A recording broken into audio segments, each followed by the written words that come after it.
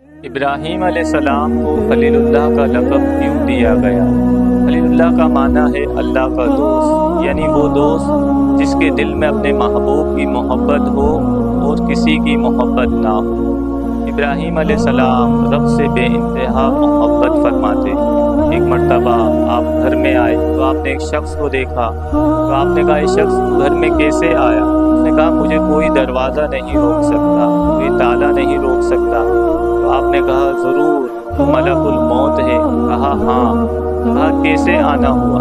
کہا اس لیے کہ اللہ نے آپ کو اپنا خلیل بنایا ہے۔ کہا کس وجہ سے بنایا؟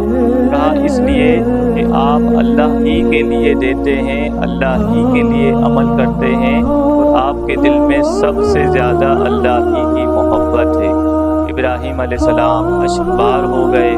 آپ نے فرمایا ہم تو اللہ سے محبت کرتے ہیں لیکن اس کا کرم ہے کہ اس نے ہمیں اپنا دوست بنا لیا۔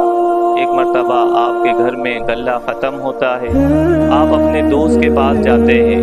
ابراہیم علیہ السلام کا دوست معذرت کر لیتا ہے، آپ اس غلے کے تھیلے کے اندر ریت بھر کر لاتے ہیں۔ جب آپ گھر میں لاتے ہیں، گھر میں گھر والوں کو دیتے ہیں، جب گھر والے اس ریت کے تھیلے کو کھولتے ہیں، اللہ تبارک و تعالی اس ریت کو آٹے میں تبدیل کر دیتا ہے اور پھر ابراہیم علیہ السلام کو کہا جاتا ہے کہ یہ آپ کے دوست نے بھیجا ہے۔ تو ابراہیم علیہ السلام کہتے ہیں واقعی وہ رب ہی میرا دوست ہے جس نے اس ریت کو گندم میں تبدیل کر دیا۔